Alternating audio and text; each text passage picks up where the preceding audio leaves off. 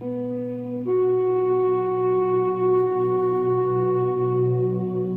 truth becomes so bright in the light. I can't wait till the world sees you. In your precious name, you're still the same. Yesterday, tomorrow, this day. Light of my life, the flame of my fire, the wind in my wings. There is healing, salvation, deliverance in Yeshua, the Messiah. Yeshua, the Messiah.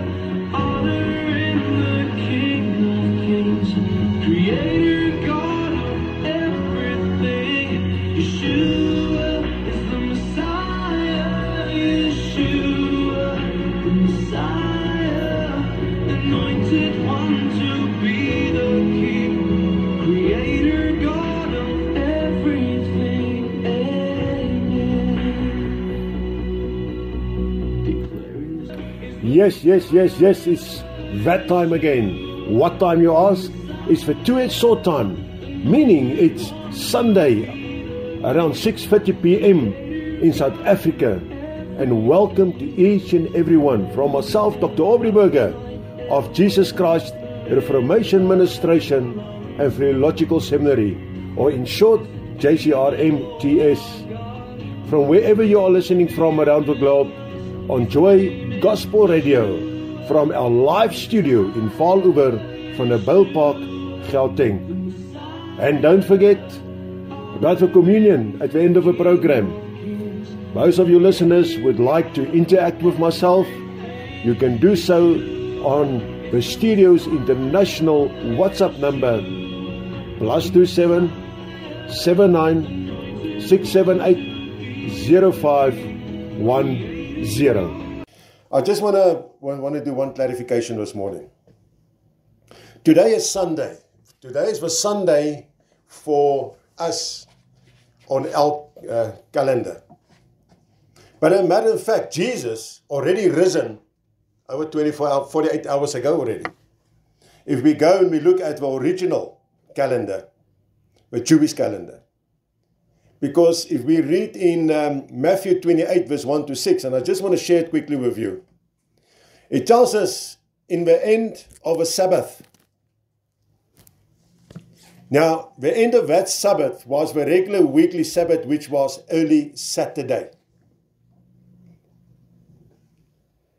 As it began to dawn towards the first day of a week. So it means when the sun just started to come up, begin to dawn. It was still basically dark.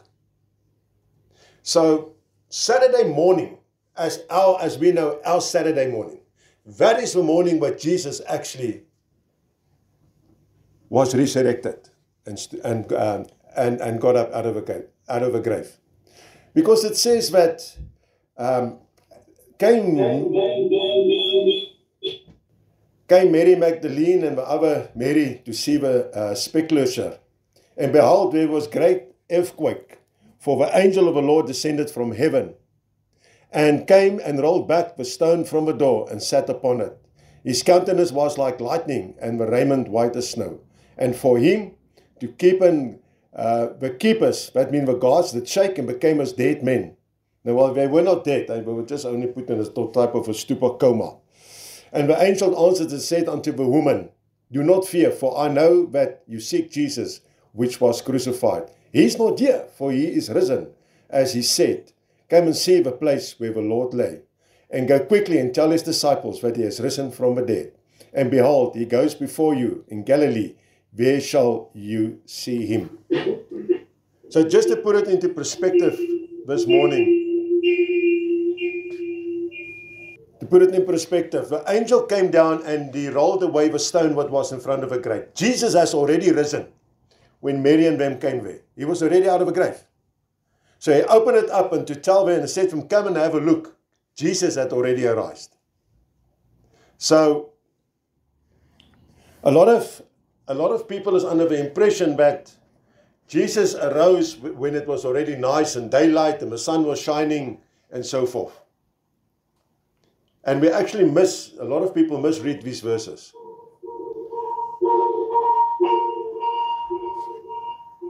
That's all the alarm bells going off.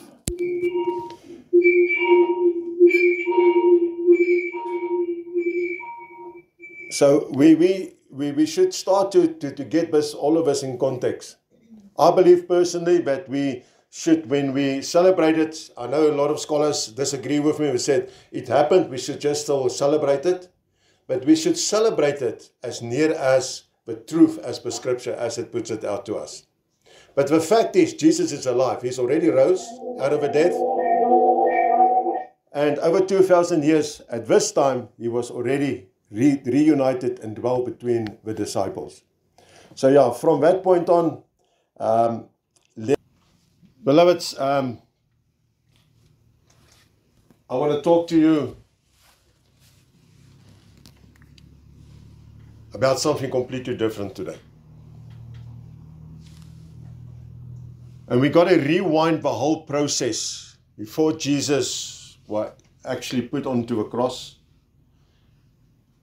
before he hanged there, before he spoke those 7 words. Because we know those 7 words were specifically, it started with forgiveness and it ended off with victory. But we know the night of Jesus' arrest, he was in the Garden of Gethsemane, where he prayed. And we all are aware by this time where he asked God to take away that cup from him. But he also said to the Lord, if it's... Kan jy ons nie hoor nie? After Jesus was arrested, he was taken to the Jews. Now, last night on the radio, I've asked the question, in how many parts the trial of Jesus Christ was? And the answer what I received was 3 of each. And as a matter of fact, that is true. Jesus' trial was in 6 different phases. Because after his arrest, he was brought before Annas, then Caiaphas, and went to where all the religious leaders gather, what is called the Sheridan. And from there, then he was taken to the Romans. So it was a process, and we also find that it was a bit of a ping-pong process.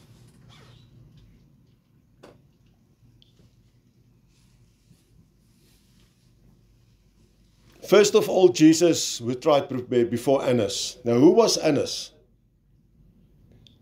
When we read John 18 verse 13, we find that Annas was the following. And they led him away to Annas first, for he was the father-in-law of Caiaphas, which was the high priest that same year.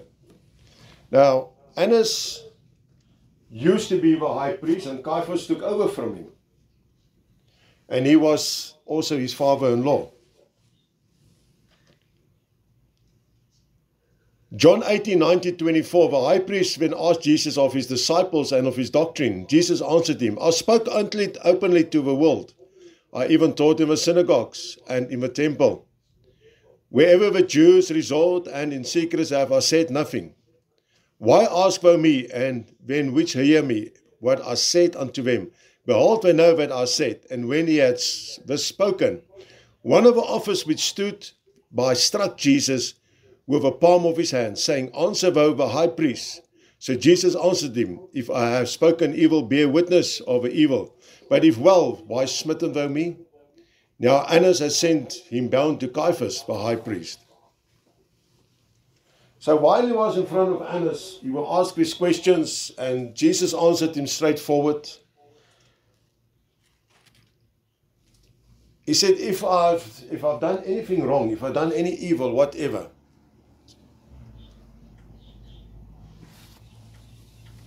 then bear witness of his evil. And when we read that one of the guards, I presume, of the Jews who were there, but one of those who were part of, who took him to capture, he struck him. He actually assaulted him. And he asked him,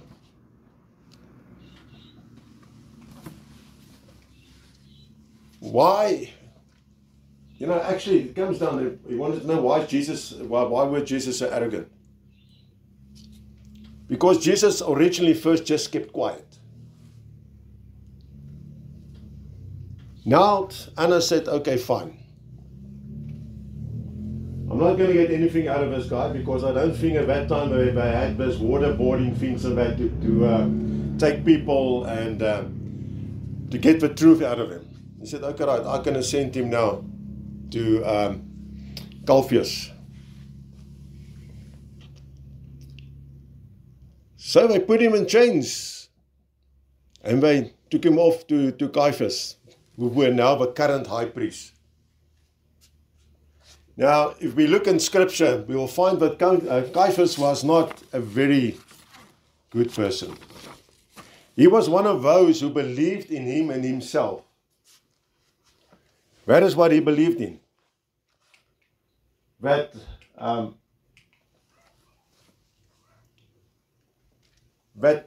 he wanted the power, he wanted to stay in power. It quite sounds familiar in today's life. People who are sitting in power, they will do anything and everything not to lose that power.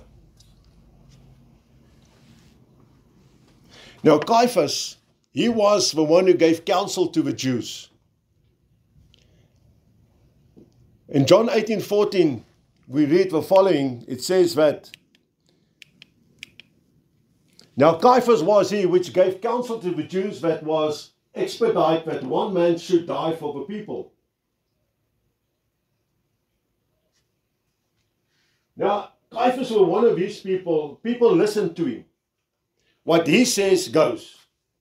What also brings me back to our current world situation or what our country is in. Some people, whatever they say, people eat it up. For the nicest piece of malt tart or chocolate cake that you can get. With a t-shirt with that. And a cap. Because what they say must be the truth. So Caiaphas knew exactly how to control the Jews. Matthew 25:57, and they had laid hold on Jesus, led him away to Caiaphas the high priest, where the scribes and the elders were assembled. Because they knew that Caiaphas had the influence over the Jews. Annas knew it. He was aware of it. En dit was Caiaphas wat die Joodse raad gegee het, dat dit wenslik was dat een man vir die volk sou sterf. En die wat Jesus gegryp het hom weggelei na Caiaphas, die hoofpriester waar die skrifgeleerdes en die ouderlinge vergader het. So actually, what we find out here is that Annas was quite clever. Because when he couldn't get anything out of Jesus, he said, okay, now I'm sending him to the high priest, the current high priest. Because he's got his ways and means to do it. But he also wasn't very successful. So he had his ultimate ace in the hole. He took him to the Sheridan to be tried there. Now the Sheridan, we'll find that the Sheridan was this place where everything, the elders and the priests and everyone gathered. In modern times we know it is these controlling bodies who control certain dominations. And what they say, go.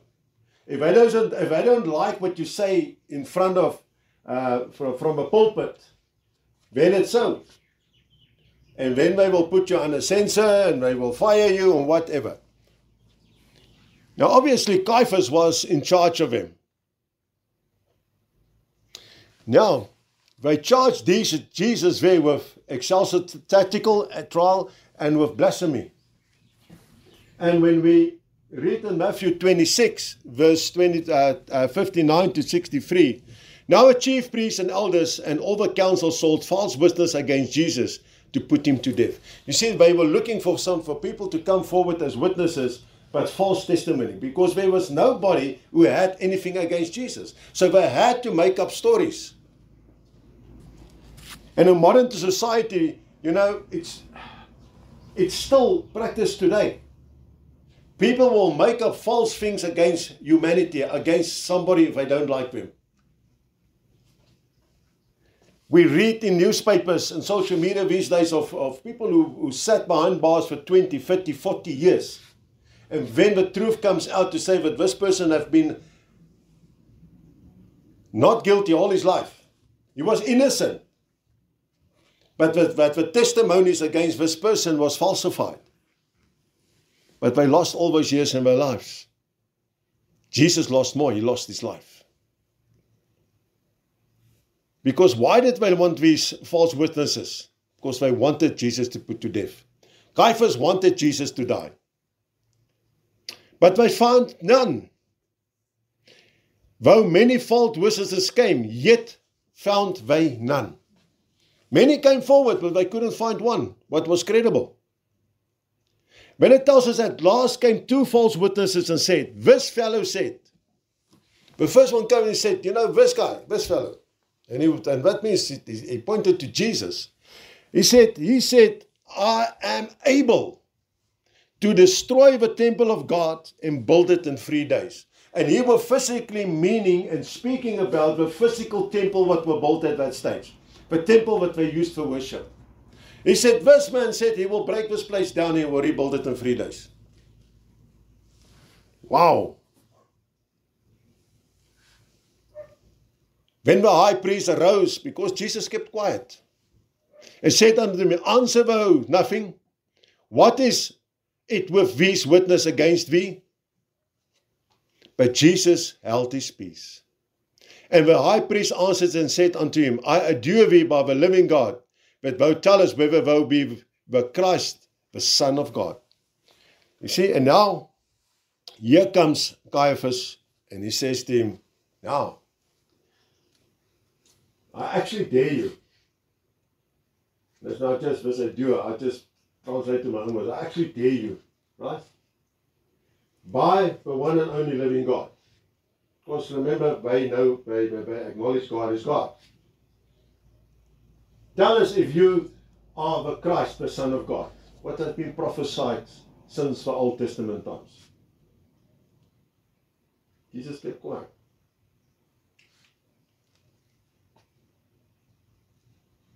En die owerpriesters en ouderlinge, die hele raad, valse getuienis teen Jesus gesoek om hom dood te maak, maar niemand gevind het. Alhoewel daar baie valse getuienis gekom het, het hulle niks gevind nie. Eindelik kom daar 2 valse getuienis en sê, hierdie man het gesê, ek kan die tempel van God vernietig en binne 3 dae bou. Toe staan die hoofpriester op en sê vir hom, antwoord niks nie. Wat? Hierdie teen die getuig, maar Jesus het stil gebly. Die hoofpriester antwoord en sê vir hom, ek besweer u by die lewende God dat u moet vertel of u Christus is, seun van God. You see, beloveds, what happens is the trial before the Jewish authorities, the religious trials, showed the degree to which Jewish leaders hated Jesus because they carelessly disregarded many of their own laws. Hulle het soveel van hulle, hulle het nie geplaag, hulle was nie geplaag oor hulle eie wetgewing, so they don't care about it. They made it up now as they go along. And we're going to look at that. And I want to take you through this.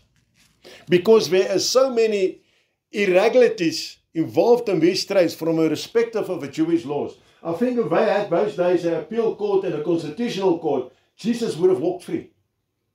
He would have walked free. If he had with him the best advocates and attorneys to do his representative, to present him there, he would have walked.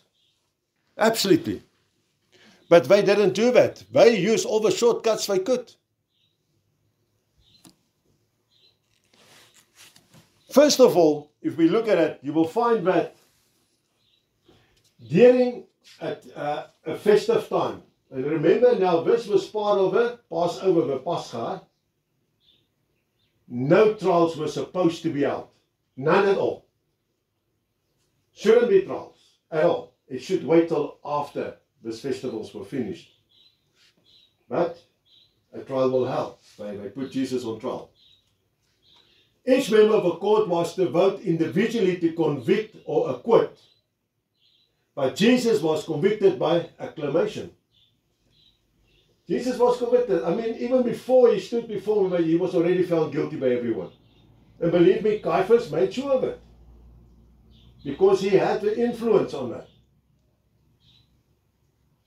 Let me think about, a lot of times I hear about these stories and these testimonies where people, and I just want to talk about disciplinary hearings in the workplace. If an employer wants to get rid of somebody, they will make sure they can get him fired in that disciplinary hearing. Because a disciplinary hearing is also sort of a court where you need to go and defend yourself in. Sounds quite familiar here. Thirdly, if a death sentence would have been given, doesn't matter to which accused it was, right? A night must pass before the sentence was carried out. But we all know, since everything that we're here on fast track, fast forward, only a few hours passed before Jesus was placed on the cross. They actually fast tracked everything. The Jews had no authority actually to execute anybody because they were under Roman law. And a matter of fact, a lot of our laws is also still under Roman law in our life today. No trial was supposed to be held at night. This trial was held early morning before dawn. Sounds familiar? Hush, hush, eh? The accused was to be given counsel or representation. Jesus had none. He wasn't even afforded the opportunity. Nowhere Scripture tells us that opportunity was given to him. The accused, doesn't matter who or she was, he or she was not to be asked any self-incriminating questions. But Jesus was asked if he was the Christ. They wanted Jesus to integrated himself. He should have said, yes, I am, of course. What the hell do you think? You see, there were strict rules what these trials had to take place. Now from here, they took Jesus to the Roman courts. But before they done that, I mean, the beatings haven't stopped, eh? But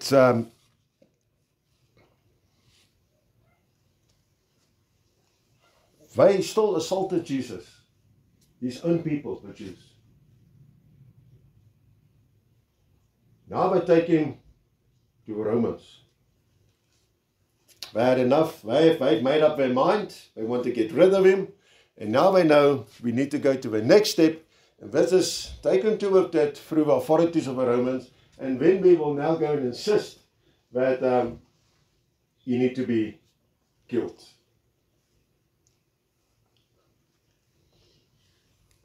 But now we find something interesting. Something interesting. When Jesus was brought before the Romans, the charges changed. The charge sheet changed. Now, Jesus was charged with exciting people to riot. He was charged for forbidding the people to pay their taxes. And that was a big no-no for the Romans. Oh no, you can't do that. Right? So they changed the charge sheet now completely. And he was claiming to be king. Now we know at that stage, who was the king of the Jews? Anybody wants to take a chance here?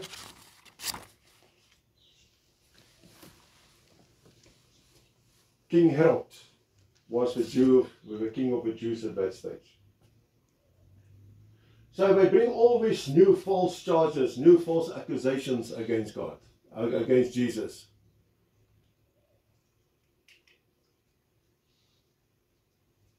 They take him to Pontius Pilatus, currently the governor in Rome.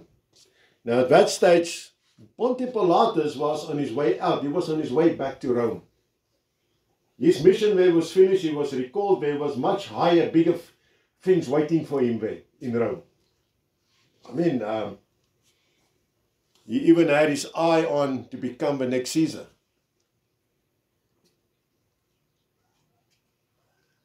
Now, Pontius Pilatus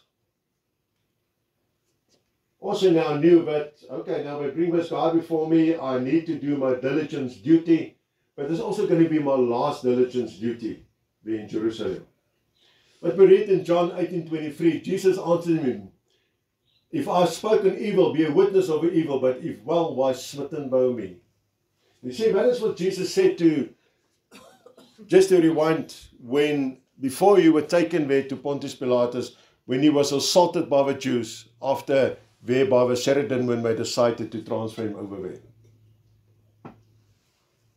And that's why I want to bring you in to Matthew 7:27 verse 2. And when they had bound him, they led him away and delivered him to Pontius Pilatus the governor. But Pontius Pilatus now said, no, whoa, it's my last, it's actually a couple of hours before I have to leave. I actually don't feel like doing much here. I don't want to get me in a tricky situation.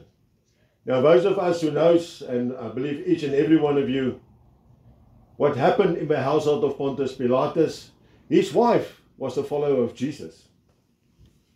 Because one of her maidens led her to Jesus. And we intend to forget that. And she said actually to Pontius Pilatus, hey, Abi, watch out what you're doing, eh? Watch out what you're doing, because you must get your facts quite straight here. So Pontius Pilatus said, okay, fine. I know that the king of the Jews are here in Jerusalem. At that stage, they haven't spoken before to each other. They actually didn't see eye to eye. Herod was there.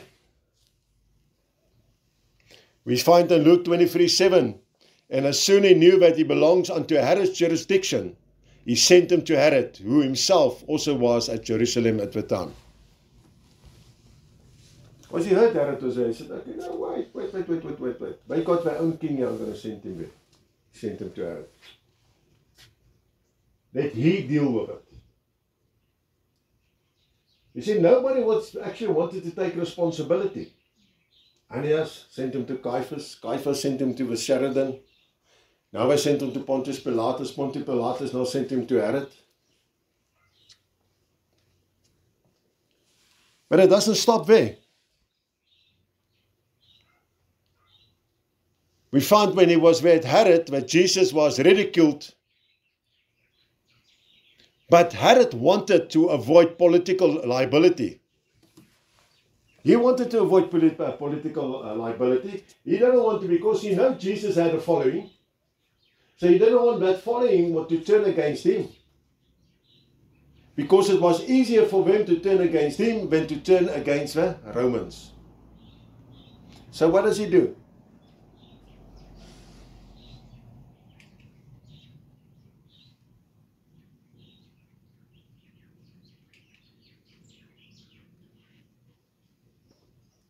He sent him back to Pontius Pilatus. But before that, we read in Luke 23:11-12, and Herod with his men of war sent him at naught and mocked him, and arrayed him in a gorgeous robe, and sent him again to Pilatus. And the same day Pilatus and Herod were made friends together, for before they were enmities between themselves. You see, the way by Herod, now he's guards and that, now they dress Jesus in a robe, they dressed him up nicely and make him Shanana, and he sent him back to Pilatus. And we read here in scripture, what? That Pontius Pilatus and Herod were made friends together. They became friends that day. Because before they were enemies between themselves. Daar was vyandskap tussen hulle voor dit. En daai dag word hulle bevriend. Hulle word besties, lyk dit my, in vandag se terme.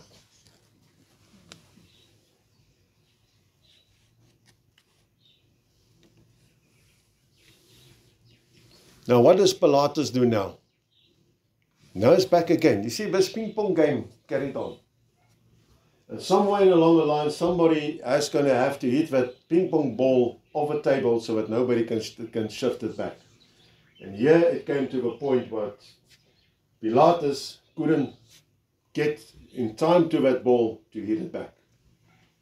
It was in his corner now.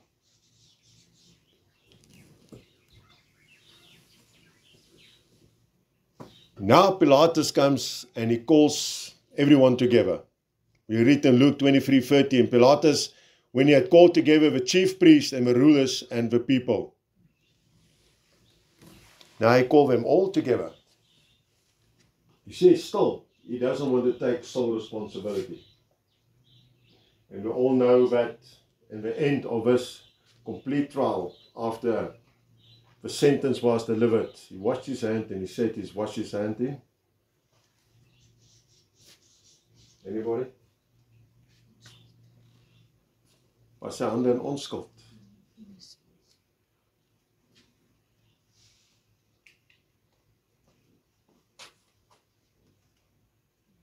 This also were Pilatus' last trial, what you had to hear on, what you had to officiate upon over. And because it was his last trial, he thought, okay, fine, let me do the following. I will decree that Jesus received 59 lashes. Because remember, Scripture also makes it clear for us, because 40 lashes were seen as the maximum where the person who received 40 lashes usually died on the spot. So he doesn't want to kill Jesus, so only 59 lashes. He tried to appease the anonymity of the Jews by having Jesus scourged with a terrible whipping of 59 lashes. We all know that, because when we pray and we ask for healing, we always quoted to say, by his stripes we are healed, isn't it? By those 59 lashes what you've received. Can you just imagine yourself how that back of Jesus must have looked like? Because these lashes, by these whips, this whip that was used, wasn't an ordinary whip. When I've done a bit of research a couple of years ago on this, they said actually this whip took pieces of flesh out of your body. No wonder Scripture tells us that Jesus' body was broken. But still, they were not satisfied. They still wasn't satisfied with it. When Pilatus comes out and he said, okay, I still got my last ace to play. Remember, there's only 4 aces in a deck of cards. His last one. He said, okay, since it was this festive season, and tradition was that that they got a choice to have a prisoner released, to give that prisoner clemency. He said, okay, come, let's put it on the table. Because there was a prisoner by the name of Barabbas who was supposed to be crucified after this festive season. And Pilatus said, okay, I'll put it side by side. Either let they choose, either Barabbas or Jesus, who they want to be set free. Because deep inside of him, he still felt that maybe they will come to their senses and called on Jesus to be freed. But he also, and my mindset tells me, he also thought, but if they choose otherwise, it's not on me, because they made the choice. The Jews made the choice. I didn't make that choice for them. We read in Matthew 27, verse 17. Therefore, when they were gathered together, Pilatus said unto them, Whom will you that I release unto you, Barabbas or Jesus, which is called Christ? And overwhelming, the crowd called for Barabbas to be released and Jesus to be crucified. And Scripture tells us that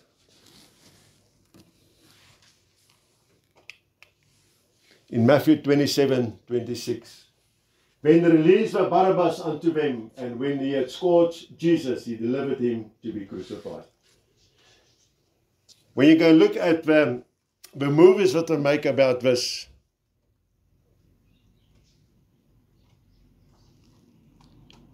and when we go back to verse 21 and 22 of Matthew 27, the governor asked and said unto him, whoever the twain will you that I release unto you?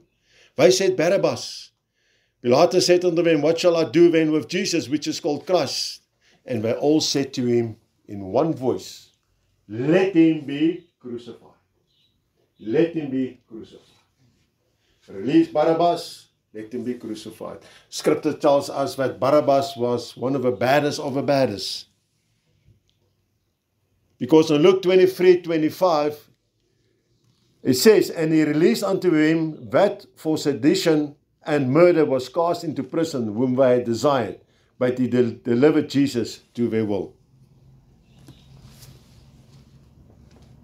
So Barabbas was not a goody guy. He was a bad baddie.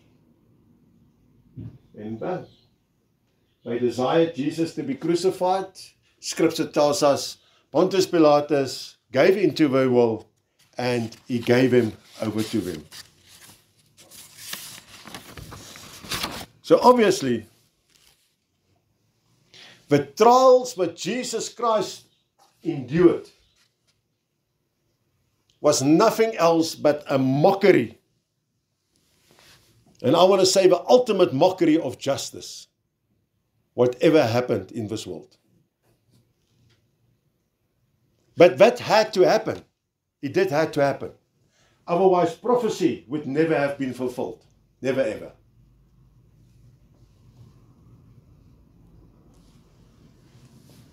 And so the most innocent man who ever walked this earth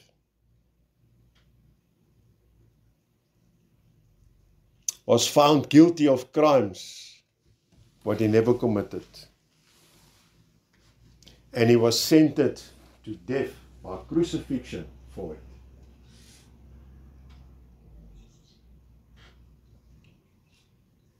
And still, people today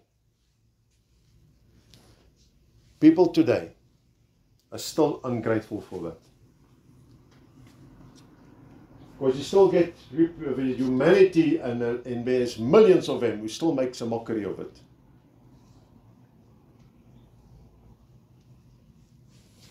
Who still doesn't want to accept this person, this innocent person, who were found guilty, who haven't committed a crime, and who was sent to be crucified on a cross for each and every person on this earth, for their sins, and have taken it upon him, so that they can receive salvation. And I mean, from there on, it doesn't even stop there. I mean, Jesus was already bleeding severely. Now they even took that crown of thorns and placed it on his head as well. They gave him his own cross to carry. It's not that there was somebody that it was already there. What? No. Come, take your cross. Take your cross and carry it yourself. That's why Scripture tells us we need to pick up our cross on a daily basis and carry it. Yes, when the end, somebody out of a crowd came when Jesus basically couldn't anymore. And the Roman guards gave him permission to assist Jesus to get his cross to the top of Golgotha, where he was laid down, placed on that cross, and nailed down. And we need to today, and although it doesn't matter what day it is, it doesn't matter if we are completely in line with a calendar as it should be. What is important today for us to know that Jesus had already risen. But Jesus is alive. And that is what we need to look at, because that is a hope that we should have. And that is what we need to clench onto. Beloveds, the next time when you are being accused of something and you are innocent, just remember, you will not be the first and you will also never ever be the last. Because Jesus paid that ultimate price, who were accused falsely of things that they have never done at all. So let's not get discouraged through anything like this. Let us take it to heart. Let us keep it within our hearts for what Jesus has done. Dr. Boyson said to us, those 7 words spoken on the cross, it started with forgiveness. It ended in victory. Jesus still forgave what everybody done against him. And that's why there is victory in the end of the day. We need to start to learn ourselves to forgive and to set people free in our lives. Doesn't matter what it is. Because Jesus Christ on that cross set that example for us. Because then we will also receive victory in our lives. Amen. And on that note, let's go over to the table of communion. And we all know that when communion started, when Jesus instituted the communion, it started with a washing of feet. And that is before he went to pray in the Garden of Gethsemane. It's before everything what we have spoken today from Pastor Chris or Dr. Peter to the crucifixion. But it's important for us to always remember that when we do communion, it's a covenant between Jesus Christ and us, and it's been renewed every time when we do it. Because Jesus said, and he made it clear, he said to us, when he sat there at the table, do this in remembrance of me.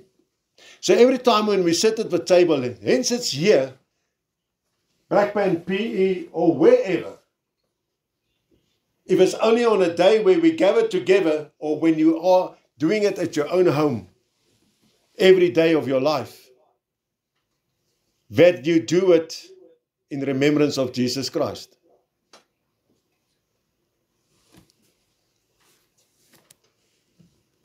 The communion is a guarantee. What guarantee is it? A guarantee what Jesus said, this is my body and this is my blood. He made it clear to us. Therefore, communion is a celebration between us as fellow brothers and sisters in Jesus Christ. Because Jesus said, as this is one bread, and we are, although we are plenty, we are one body, for we all share in this bread. A communion proclaim our future expectation. Because every time when we take on communion, we have a guarantee that Jesus are one with us. And therefore for me, and I always say this, I don't know why people when they do communion do it with long faces. Looks like they are at a funeral and they've been there forever. Communion should be a feast of joy for each and every one of us, of God's children. Because this is every time where we come together and we celebrate and share the crucifixion, the death and the resurrection of Jesus Christ in a very unique way. Because if Jesus wasn't crucified, if he didn't die on that cross, he wouldn't have been resurrected by God. And then none of us would have been able to receive eternal life and salvation. But with this always comes a warning. As written by the apostle in 1 Corinthians 11:26 to 29, it says, "For as often as you eat this bread and drink this cup, you show the Lord's death until he shall come. Wherefore whosoever eat this bread and drink this cup of the Lord unworthily shall be guilty of the body and the blood of the Lord. Therefore let a man examine himself, so let him eat of that bread and drink of that cup. For he that eateth and drinketh unworthily, eateth and drinketh damnation to himself, not discerning the Lord's body." And ladies, please don't think because Scripture tells us, but let a man examine himself. That means both sexes, man and woman. You are not excluded.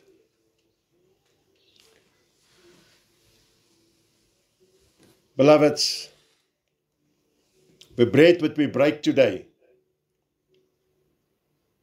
with all our breakups and all our hiccups on these platforms today where we are busy with,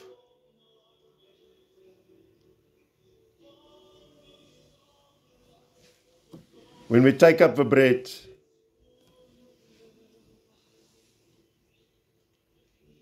we celebrate the community with the body of Jesus Christ.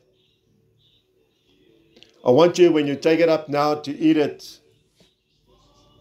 that you believe in faith that it symbolizes the broken body of Jesus Christ, Lord and Savior, what was broken for each and every one of us, for the total realization of our sins. And when we take up our little cup of covenant, what symbolizes the community with the blood of Jesus Christ, when you take that up to drink it, think about it, believe in faith, but that symbolizes the precious blood of Jesus, what was called under for the total realization of your sins. Let us all become still before our Heavenly Father and partake at the table of communion.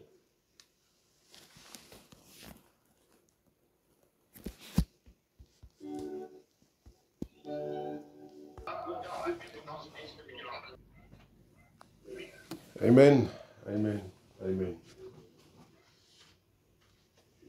Beloveds, by those of you who are still sitting in prayer, please continue. I'm going to ask Pastor Chris there from PE to close the sermon for us today. And I ask him specifically to also intercede for those with illnesses, ailments, for the difficulties and storms in their lives. Because we know that everything was won at that cross and that we don't need to worry about it anymore. And then we're going to play out with a song. It's a children's song this morning, where the children tells us that Jesus is alive. So if Pastor Boyson is ready for us, he can close off and pray for us, please. Yes.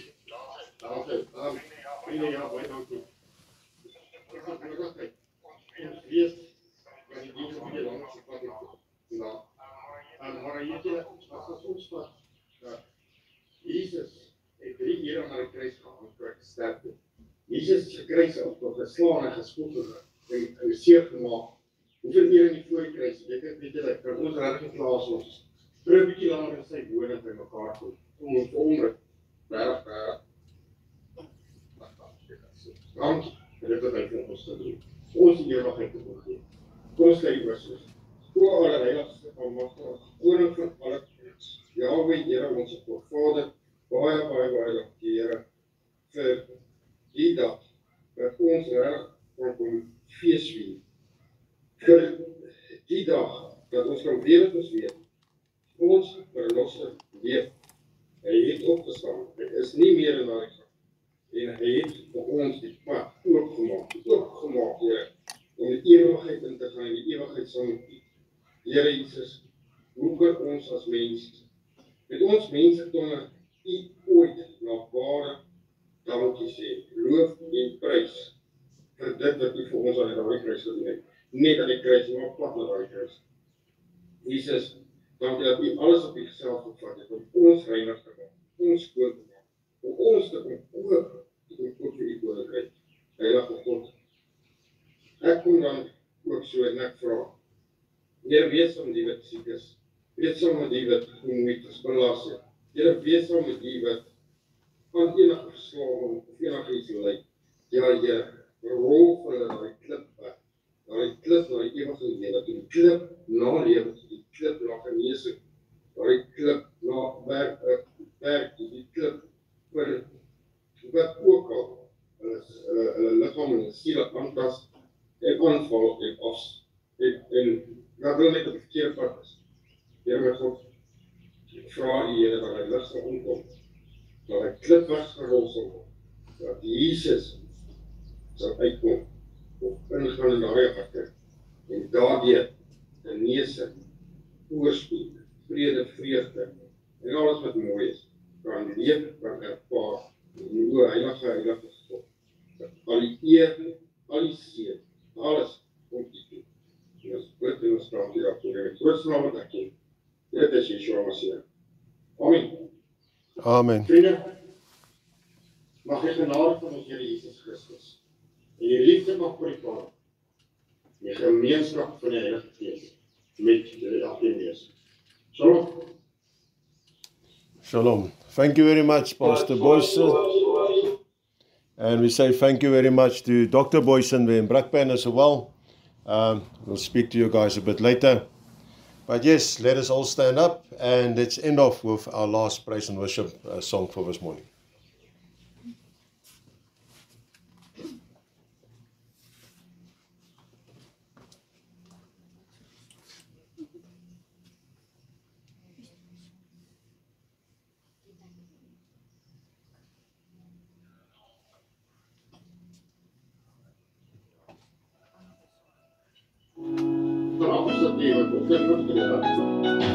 I wanna sing, I wanna shout, I wanna tell everybody what I know about. I gotta light, I gotta shine, it makes me dance and spin around.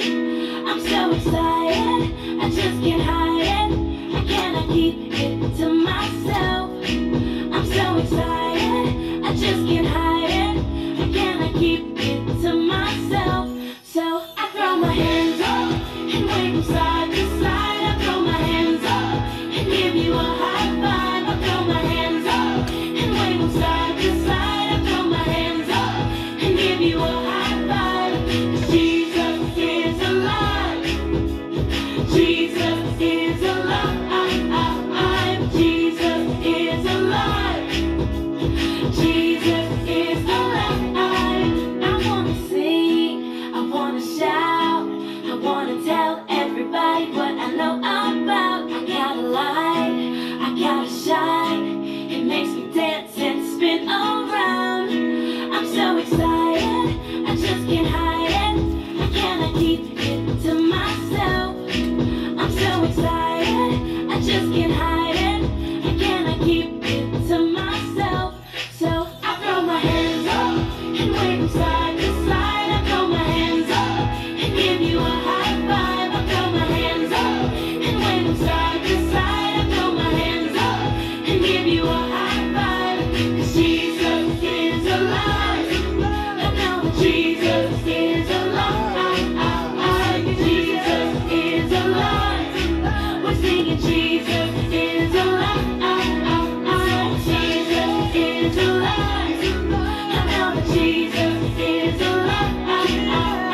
Jesus is alive. I know that Jesus is alive. Daar's hy. Nou is dit eetonstyd. Ons gaan nou almal lekker saam fellowship en ietsie eet.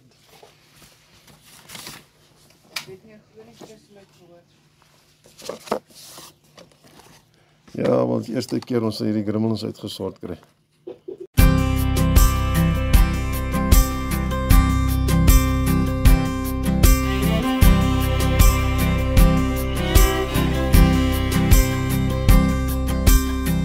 Children of the living God, come and sing, sing out loud. Children of the living God, sing to the living God.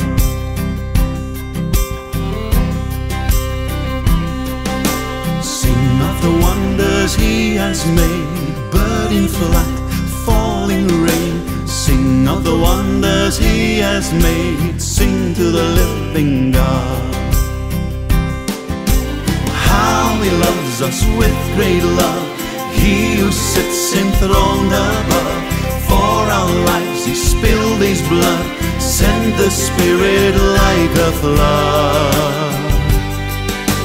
Children of the living God, sing to the living God.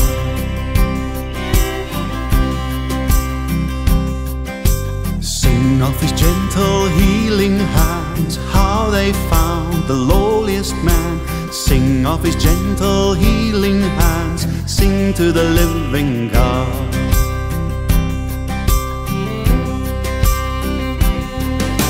Sing of the mercy that He gives, though we sin, He forgives. Sing of the mercy that He gives, sing to the living God.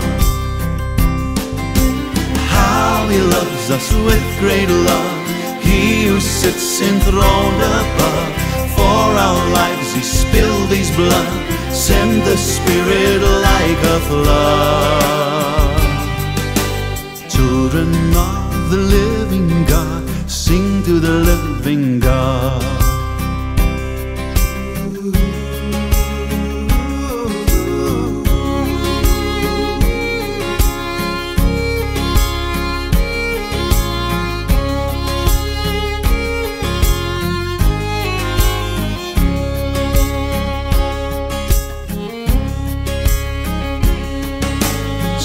For the morning when He comes in the cloud, the glorious sun. Sing for the morning when He comes, sing to the living God. How He loves us with great love, He who sits enthroned above. For our lives He spilled His blood, sent the Spirit like a flood. Children of the living God, sing to the living God.